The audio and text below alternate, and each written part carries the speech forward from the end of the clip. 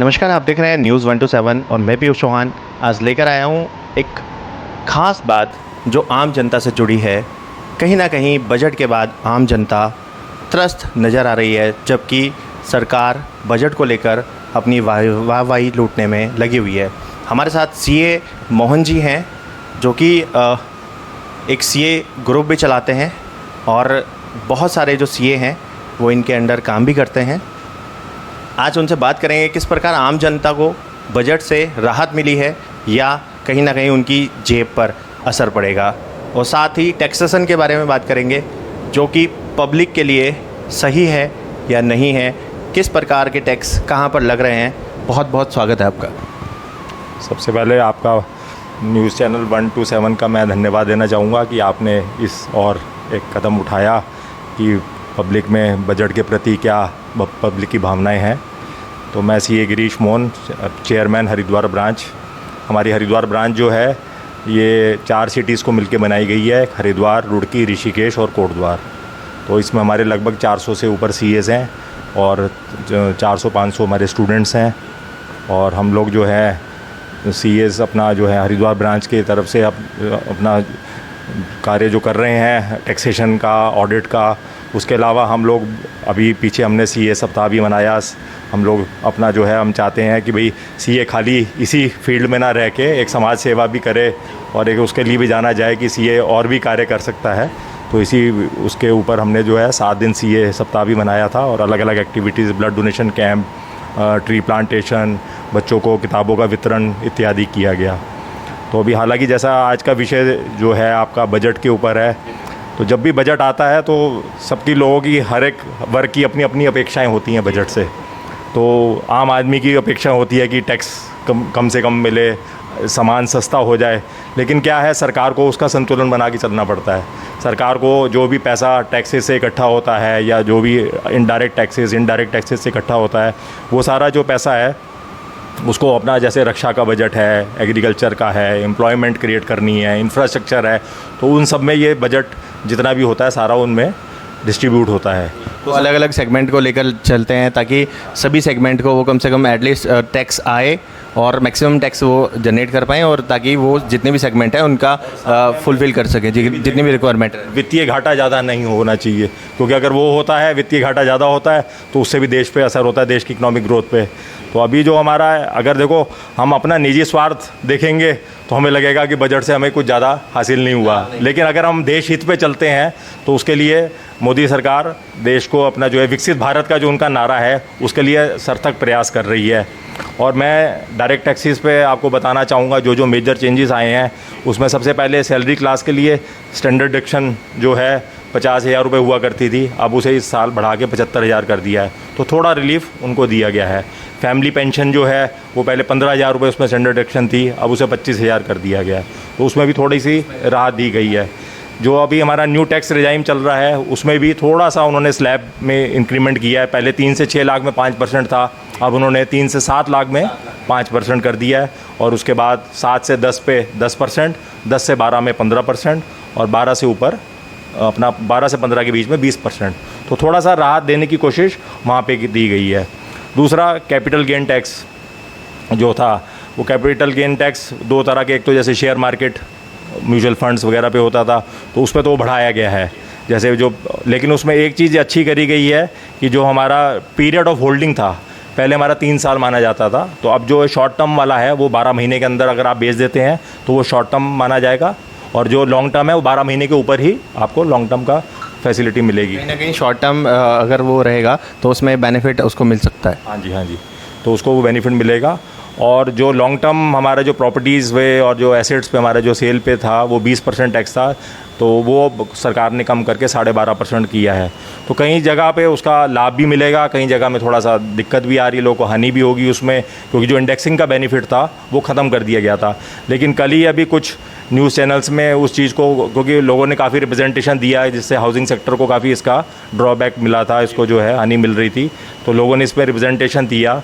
तो अभी मतलब ऑफिशियली स्टेटमेंट तो नहीं है, लेकिन कुछ न्यूज़ चैनल्स ने कहा है कि गवर्नमेंट इस बात पे एग्री हो रही है। तो उन्होंने कहा है कि अब जो इंडेक्सेशन का बेनिफिट है वो हम देंगे उसमें, तो लेकिन टैक्स वही 20% रहेगा। और बिना इंडेक्सेशन के आप अगर करते हैं तो टैक्स 12% रहेगा। तो जिसमें भी जो टैक्स कम रहेगा तो आप वो प्रणाली अपना सकते हैं। लेकिन सर कहीं ना कहीं अगर देखा जाए तो मैं आम आदमी की मैं बात करूं तो ये बजट जब से आया है आम आदमी को इससे बहुत ही चीज़ें थी कि आम आदमी को कुछ मिलेगा, कुछ राहत मिलेगी। तो क्या ऐसा लग रहा है कि आम आदमी को राहत मिलती नज़र कोई नहीं आई है? और साथ ही अगर मैं बात करूँ तो महंगाई की, तो महंगाई लगातार बढ़ती जा रही है और आम आदमी को अगर बजट के बाद कुछ चीज़ रिलीफ नहीं कर पाती हैं तो महंगाई कैसे इम्पैक्ट करेगी? देखिए, उसमें अभी कई चीज़ों में कस्टम ड्यूटी भी कम कर गई है, जैसे गोल्ड में भी करा गया है, दूसरे भी और कई आइटम्स हैं जीएसटी के अंडर उसमें आते हैं, उसमें कई जगह कम करी गई है। तो उसका देखो एकदम बेनिफिट नहीं मिलता है, थोड़े आने वाले समय में लॉन्ग टाइम में ही बेनिफिट मिल पाएगा इन चीज़ों का। और हमें इसका संतुलन बाहर के हिसाब से भी रखना है अपना। देखो हम तो अपने कंट्री के हिसाब से सोच रहे हैं, लेकिन फ़ॉरेन में बाहर इसका वर्ल्ड में क्या इसका इम्पैक्ट आता है, वो सारी चीज़ें भी हमें नज़रअंदाज नहीं करनी है। तो सरकार क्या है वो ऊपर से बैठ के देख रही है उस चीज़ को। हमें छोटे टाइम पर लगता है कि जी देखो कोई बेनिफिट नहीं मिल रहा है, कुछ नहीं मिल रहा है, लेकिन अब ये जो पैसा आएगा कहाँ से, जो एम्प्लॉयमेंट क्रिएट करनी है, जो सड़कें बननी है, इंफ्रास्ट्रक्चर बनना है, एग्रीकल्चर को प्रमोट करना है, एमएसएमई सेक्टर के लिए गवर्नमेंट बहुत प्रयास कर रही है इस समय। अभी उन्होंने एक एमएसएमई में बहुत अच्छा एक वो प्रावधान लाए हैं कि 100 करोड़ रुपए तक आपको कोलेटरल की ज़रूरत नहीं है। एक नया वो बनाने जा रहे हैं, उसमें बोर्ड बनाए जा रहे हैं। एमएसएमई की बात करो तो सर एमएसएमई तो पहले से लगभग मतलब उसमें बहुत सारी मैगो टैक्स में या फिर कोई भी अगर हम अपना कोई भी जैसे हम न्यूज़ चैनल की बात करें तो एमएसएमई के अंडर भी बहुत सारे रजिस्ट्रेशन करा करके सोशल मीडिया चैनल्स चला रहे हैं, ठीक है। और उसके साथ साथ अपने जो भी छोटे छोटे उद्योग, ग्रामीण उद्योग एक तरीके से लगा रहे हैं। तो एमएसएमई में तो पहले से ही काफ़ी हद तक मिला हुआ है और पब्लिक और थोड़ा सा उसमें अगर रिलीफ पा रही है तो शायद ये एक अच्छा मोमेंट है। बिल्कुल बिल्कुल। तो इसकी तरह अब जैसे अब धीरे धीरे आप देखिए, अब एग्रीकल्चर में भी काफ़ी रिफॉर्म्स लाने की कोशिश कर रहे हैं। अभी मैं देख रहा था उसमें भी उन्होंने बजट भी इस बार 132 लाख करोड़ का, उन्होंने शायद 125 या 132 लाख करोड़ का वो बजट वो करा है। उसमें भी स्पेशलाइज्ड ट्रेनिंग्स देंगे किसानों को, वो करेंगे। तो ये सब चीज़ें देखिए आगे आने वाले समय में, अब हम चाहे रातों रात वो बदल जाए वो तो नहीं है, हाँ, लेकिन देखो आदमी जो जनरल है वो तो ये सोचता है कि ये चीज़ सस्ती हो जाए, ये चीज़ सस्ती हो जाए तो जिससे मुझे बेनिफिट मिल जाए। अपने पॉइंट ऑफ व्यू से देखो सर एक चीज़ रहता है कि कोई भी आम आदमी रहेगा तो अपने पॉइंट ऑफ व्यू से सोचेगा। उसको कोई चीज़ खरीदनी है तो उसको लगेगा कि मैं कम से कम इसमें टैक्स दूँ। तो उस वजह से आम आदमी को तो इस बजट से या टैक्सेशन से अभी हाल फिलहाल कोई राहत मिलती नज़र नहीं आ रही है। अभी ऐसा है ना जी, देखिए अभी टैक्स पेयर हैं कितने, आप देखिए 140 करोड़ की जनता में हमारे यहाँ सिर्फ 7-8 करोड़ टैक्स पेयर्स हैं। 7-8 करोड़। अभी आप देखिए 31 जुलाई के जो अपना फिगर्स आउट हुई हैं उसमें 7-7.25 करोड़ लोगों ने टैक्स जो है रिटर्न भरी हैं। उसमें भी 40-50% ऐसे होंगे जो बॉर्डर लाइन पे होंगे। तो हमारे यहाँ टैक्स पेयर जो अब आप देखा जाए, अगर भाई 10 लाख से ऊपर या 50 लाख से ऊपर इनकम वाले कितने लोग हैं, तो अभी बाहर इन्हीं लोगों पे पड़ रहा है ज़्यादा। तो इसलिए उनको लोग भी कहीं ना कहीं सोच रहे हैं कि हम लोग टैक्स तो एटलीस्ट अननेसेसरी हम लोग टैक्स पे कर रहे हैं, हम लोगों को कहीं ना कहीं कोई बेनिफिट उसके थ्रू मिलता नज़र नहीं आ रहा है। बिल्कुल बिल्कुल। तो हमारी तो सरकार से ये अनुरोध है, हमारी अपेक्षाएं भी हैं लोगों की। और क्योंकि हमारे पास तो देखो सब पब्लिक सब तरह की आती हैं, तो टैक्स पेयर्स का ये मानना तो है कि भाई जो भी टैक्स पेयर्स हैं उनको कोई ना कोई लाभ ज़रूर मिलना चाहिए। अभी तक सरकार वो उनका मानना है कि सरकार हमसे टैक्स तो ले रही है लेकिन इसका बेनिफिट दूसरे लोगों को मिल रहा है, हमें कोई बेनिफिट नहीं मिल रहा। तो गवर्नमेंट कहीं उनको कहीं किसी ना किसी तरह जो है, जैसे कोई मेडिकल में उनको दे दे कि भाई मेडिकल रिलीफ मिलेगा उनको, या और किसी भी सेक्टर में उनको उस टाइप की ओल्ड एज पेंशन, जैसे बाहर देशों में ओल्ड एज पेंशन का है कि भाई आप इतने से होंगे, अगर आप अर्न नहीं कर रहे हैं तो ओल्ड एज पेंशन मिलेगी आपको। तो आदमी जितना भी टैक्स पे किया है तो उसके प्रपोर्शन में आपको कुछ ना कुछ बेनिफिट मिलेगा। तो इस टाइप की कुछ फैसिलिटीज़ गवर्नमेंट को टैक्स पेयर्स के लिए क्रिएट करनी चाहिए, जिससे उनको आगे लाभ मिले और वो आगे और जोश से टैक्स देना पसंद करें। क्योंकि अगर बेनिफिट नहीं मिलता तो आदमी सोचता है कि मेरा पैसा व्यर्थ जा रहा है। उनको देखते देखते और लोगों का भी टैक्स पे करने का शायद इच्छा बढ़ेगा और इसमें कंट्रीब्यूशन मैक्सिमम लोगों का हो पाएगा। तो कहीं ना कहीं कुछ अगर रिलीफ मिलता भी है या कुछ उसके एवज में अगर कुछ मिलता देना चाहिए गवर्नमेंट को, किसी फॉर्म में भी इंसेंटिव दे तो उनको एक इंसेंटिव मिलना चाहिए कि भाई उनको भी ये लगे कि भाई हमारा पैसा जो हमने सरकार को दिया है तो हमें उसका लाभ भाई ओल्ड एज में मिलेगा, या हमारे बच्चों को वहाँ कहीं प्रेफरेंस मिल रही है, उनको भाई कहीं एडमिशन में प्रेफरेंस मिल रही है या किसी और चीज़ में मिल रही है, किसी भी सेक्टर में उनको जो है भाई जॉब जॉब में मिल जाए, अपना एजुकेशन में मिल जाए, तो कहीं ना कहीं तो उनको बेनिफिट मिलना चाहिए।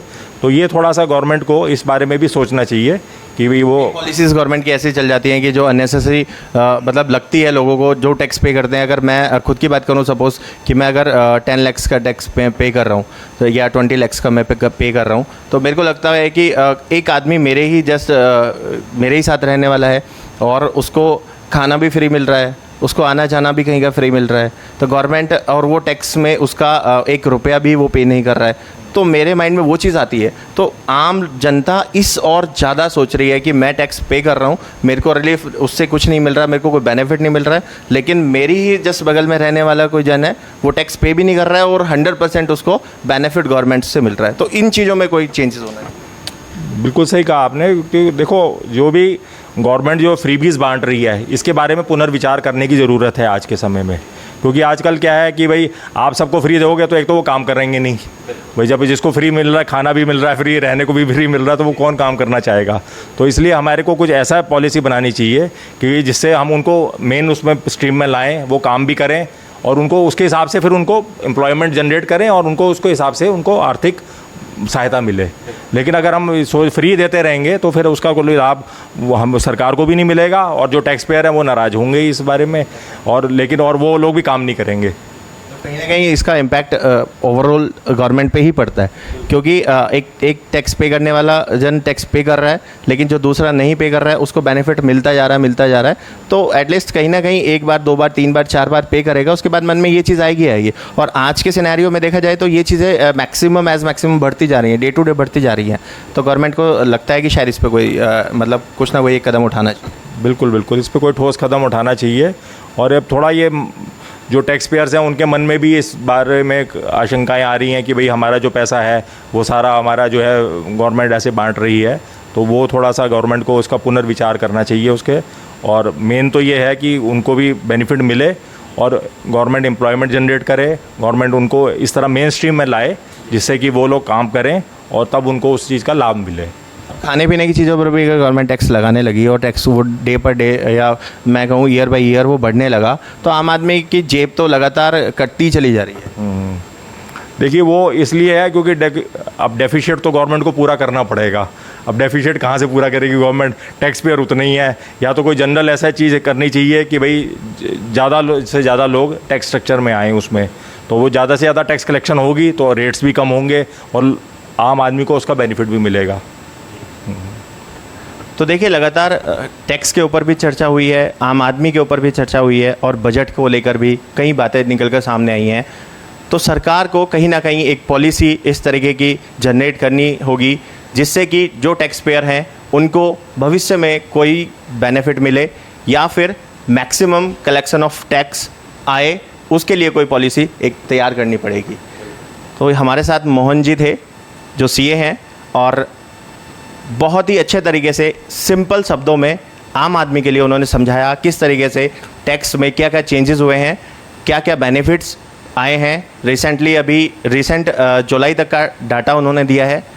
तो लगातार ऐसी खबरों के लिए देखते रहिए न्यूज़ 127।